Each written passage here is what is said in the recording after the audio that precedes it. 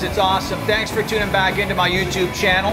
We've got a great interview coming up today with my good friend Billy Hopeless from the Black Halos.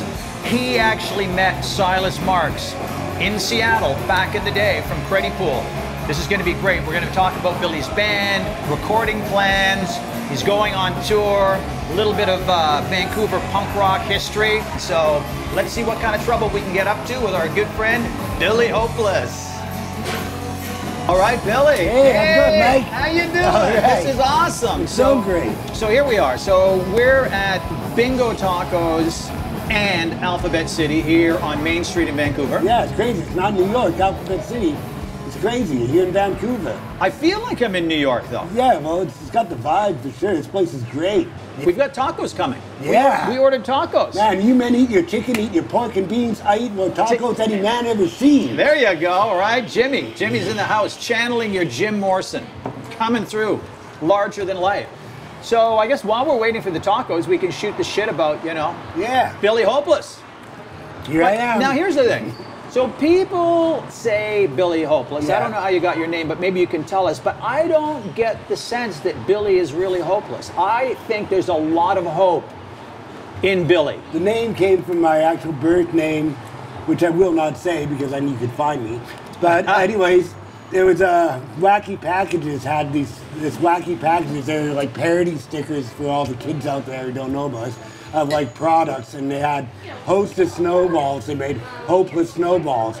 Now somehow they took my last name at school, in elementary school, and they're like, and my brother's last name, and they're like, Hopeless, yeah, the Hopeless family.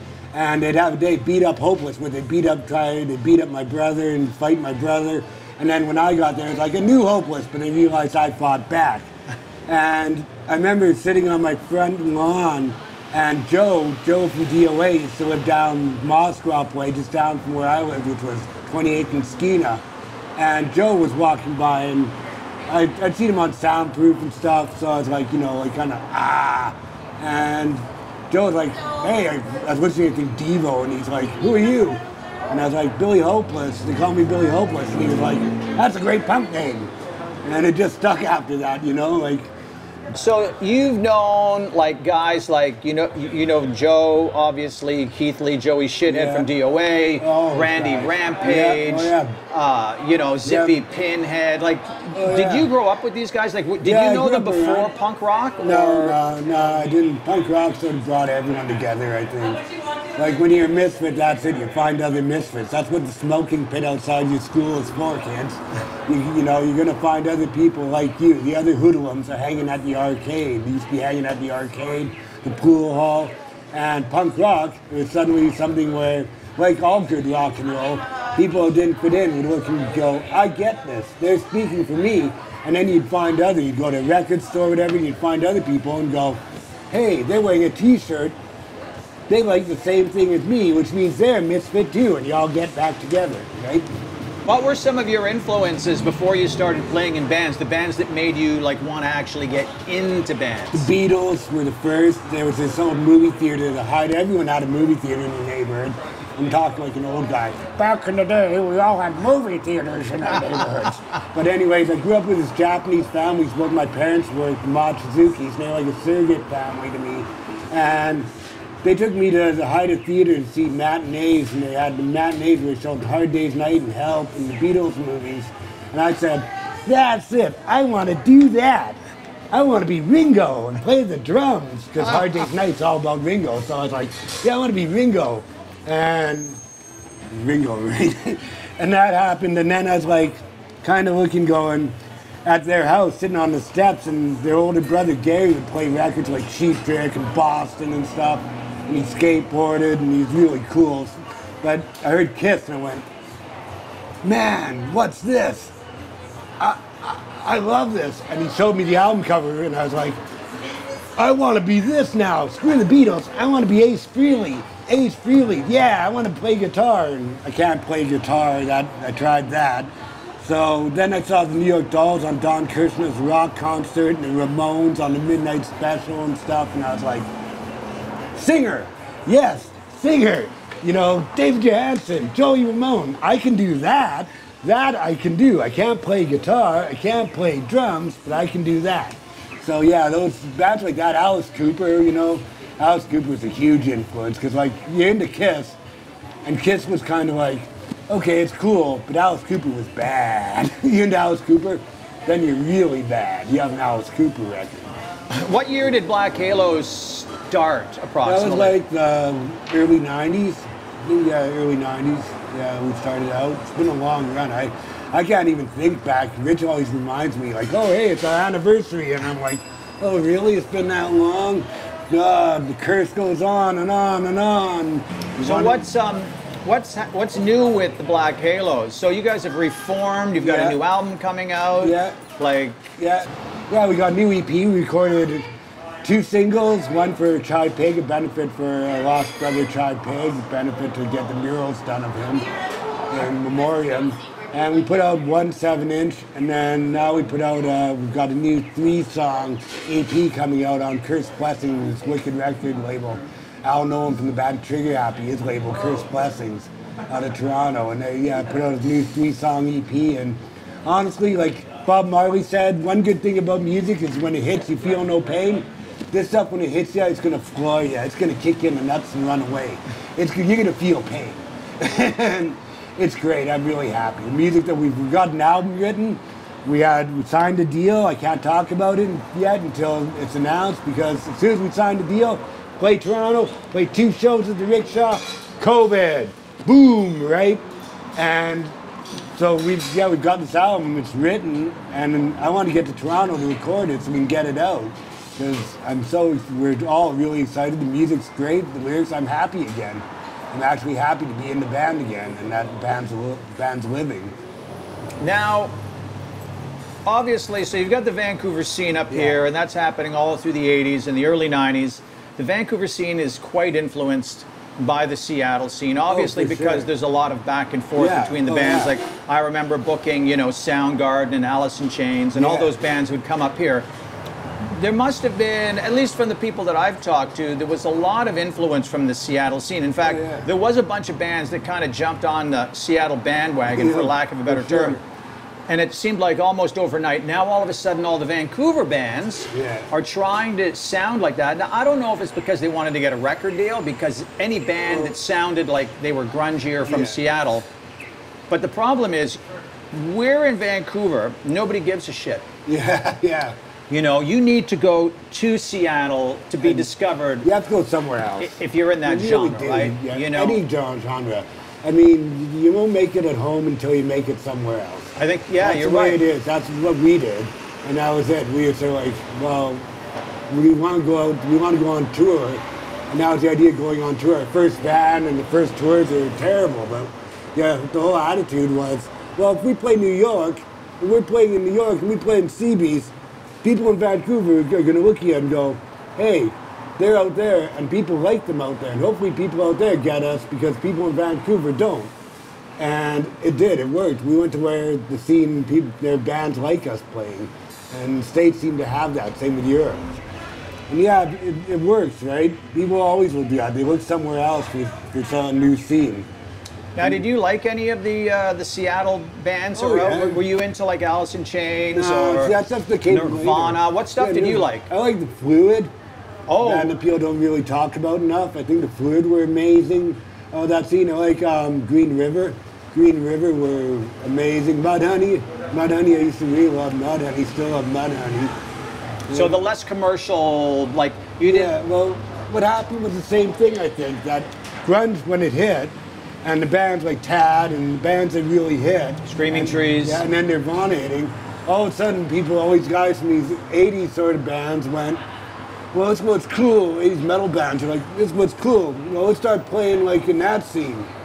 And it ended up making that sound where it's like a more metal-y sound. The early grunge stuff was more punk. No, you're absolutely right. Garagey and punky, right? Yeah, like if you listen to early Mudhoney and stuff, it's more like the early Nirvana, right? Yeah. You know, the early Nirvana was very punky. Yeah, and you had bands here that were doing it, you know, and just, oh, look at this. Tacos for you. All right, Philly, what do we got here? We got some chicken tinga. We got the Beeferia, carne asada. I know Like my you- tacos. Let's see Was what. I supposed to dip this or something? I think so. I'm not sure what the dipping sauce is for, but Oh, yeah. what do you think? Good? Oh, yeah. You did. Oh, Oh, yeah. excellent. Not kidding. Oh, yeah. Double thumbs up. My compliments to the chef. Thanks, guys. Appreciate it. This is fantastic. Killer. Here we got this shot here. This is the Joey Ramone shot, as I am told. Gabba gabba hey. Hello. So we're going to taste this shot, the Joey Ramone shot here. I don't know what's in it, but here we go. Lovely. All right. Oh, that is nice. So speaking of the Seattle scene and some of these more obscure bands, Yeah, yeah. let's talk a little bit about this band that I've been investigating called Creddy Pool. Oh, yeah, yeah. Oh, Yeah, Creddy Pool, that's the one. Okay, yeah, yeah. So, you know, I've been interviewing all these people, and I've got some really great interviews. We've got some great material, and everybody's got a different story about Creddy Pool. Yeah. You know, and like, you know, Todd I got Kearns, one for he you. Yeah, so we're always around Seattle and playing around Seattle. And the head of the first label we were on, which was a Sub Off and Sub Pop, Die Young Stay Pretty, Meg Watchin, he's Meg, would book us at this place called the Velvet Elvis. It's an all-ages show, all-ages venue, this old theater down near Pioneer Square. And so we're playing, I think it was like the Blood Brothers were playing, or it was either them or the Hookers. I can't remember who was opening that night. But whenever we played it, I like to drink, right? So playing all-ages shows, I love playing all-ages shows, but I like to drink. So I'm outside having a cigarette, kind of pissed off after a set because I wasn't drunk and really wanted to drink after playing. And this guy sits and comes up and asks me for a smoke, and I'm like, yeah, sure, you know, whatever. And I pull out a smoke, and he looks and he sees my Canadian pack, goes, oh, you guys, you're Canadian? And I said, oh, he goes, yeah, I caught your set, I really liked you guys. And, you know, he's got the long hair, looks unwashed, and he looks at me and goes, yeah, I really liked you guys' set. I said, yeah, well, you know, you're one of the few. And he goes, oh, trust me, I know how that is, you know. My band, people didn't get us at all, and, you know, we'll have our time, we'll have our time. You guys, you'll get your time, too. And I was like, oh, what's your band? And he goes, oh, you wouldn't have heard of us. I'm like, no, really, what's your band? He goes, we're called Creddy Pool. I'm like, oh, I'm Billy Hopeless. He goes, oh, I'm Silas Marx. And I never forgot the name because he gets up looking at me and goes, so, you want to go for a drink? And I was like, yeah, I'd love a drink. That's just what I've been bummed out. That's what I need. I need a drink. And he goes, oh, come with me. I'll take you to this bar and I'll buy you some drinks. And I'm like, oh, great. And so we're walking and talking, showing me places. This is where people used to jam. Used to be a jam space here. And yeah, I shot up in this alley. And I'm like, oh, yeah. And, you know, so the tour on the way to Pioneer Square. And we went to this place called the Central Saloon. I never forgot that because it was really divey, sketchy looking bar, Central Saloon, but still had that cool factor and hadn't gone yet. And we go in and he sits and he goes, okay, what do you drink? And I'm like, oh, Jack and Coke. And he's like, oh, no problem. He goes, oh, Jack and Coke for this gentleman here. And he goes, I'll just have a beer. And so he gets a beer and we're sitting drinking. And he starts telling me stories and he's going off and he says, I keep looking at his arms. He's got these terrible track marks all down his arms. And, you know, I've seen like Pete Cleaver from Death Sentence. I've seen Rampage at his worst, Randy Rampage at his worst. I've seen the needle and the damage done, even working it now, that field. But anyway, his were like just god awful, his arms, like savage, like you're tearing yourself with a needle. So anyways, keep looking at his arm, he goes, oh, that, he goes, here's a funny story for you. He goes, you like Mudhoney? I said, yeah, of course, you know, I love Mudhoney. He goes, well, Mark Arm, the singer. I'm like, yeah, he goes, how do you think he got his name, his stage name? He goes, Mark's Arms. He goes, I'm like, really? I'm like, he goes, I didn't know that. He goes, here's a little trivia for you. He goes, because everyone used to joke about when things are going bad that, you know, oh, it's like Mark's Arms. Ah, and he goes, right. And it's sort of a put down on me, but people would say that, and I'm like, oh, that's a little fact I did not know. I did not know that about Mark Arm's name. And at one point he looks at me and goes, I'm going to go out and have a cigarette. You got this, right? You good? I'm like, yeah. And I'm like, okay. He goes, I'll be back. And he leaves, and he never came back. So I got stiffed. I'm on tour, you know. we're not making tons of money at that point. We're playing the Velvet Elvis, an all-ages show for the kids, and a few kids actually come out to see punk rock in Seattle at that time. And I'm looking going, oh, and the bartender's like, so you gonna pay the tab? You gonna pay your tab? And I'm like, waited and waited and waited, and the guy never comes back.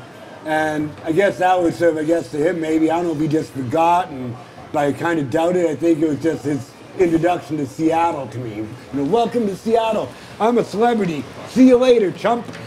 So, you know. You got took. Yeah, I got totally taken by him, man. That, you know, but it's kind of, I've known a lot of people and a lot of musicians, and the thing about us musicians is that it's almost part of our character at times. It's why you love us, is that we're unpredictable, we're not reliable, probably the most unreliable people you'll ever meet, flaky as crap, hilarious about it, but we always do it with a little laugh or a little bit of class when, you know, when we screw you, there's always in punk rock, there's always this sort of thing of like, yeah, and you walk out and you just like, you know that you're screwing someone. That always will happen, and it's kind of, you know, it's just, I think it's kind of charming, and it's, in a sick way, it's a kind of a charming thing about it, that rock and roll musicians, we're not very reliable, but we're lovable.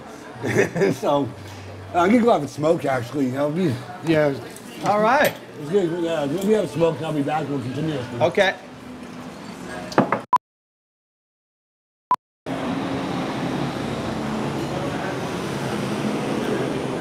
All right, so we're just waiting for Billy to come back. He went for a smoke. He should be back any time. I don't know. It seems like it's been a while, though. I don't know. I thought he was coming back. Oh, hi. It is Bill. Oh, thank you. Have you seen Billy? No. Well, I hope that Billy didn't pull up Creddy Pool on me.